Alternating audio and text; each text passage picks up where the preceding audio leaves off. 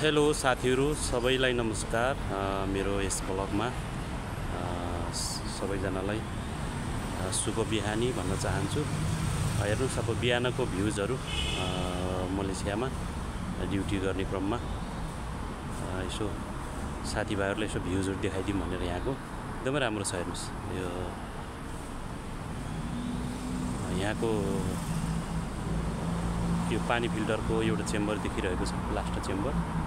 अनि मैले ड्युटी गर्ने साइट यो हो गाइजहरू सबैजनाहरूलाई।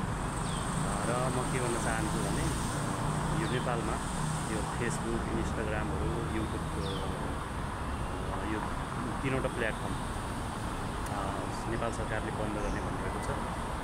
त्यो बन्द गर्नुभन्दा व्यवस्थित तरिकाले जो युजरहरू छन् उनीहरूको मोनिटाइज भएको, जो विदेशबाट मोनिटाइजर भएको छ र नेपालबाट मोनिटाइजको सिस्टम लिएर जति पनि प्रयोगकर्ताहरूले गर्ने इन्कमहरूबाट बरु नेपाल सरकारको करको दायराभित्र लिएर त्यसरी व्यवस्थित गरेर चलाउन दियो भने सायद यो एउटा मान्छेको लागि प्लेटफर्म र अब प्रतिभा भएको मान्छेहरू, कला भएको मान्छेहरू आइडल बन्ने प्लेटफर्म पनि हो।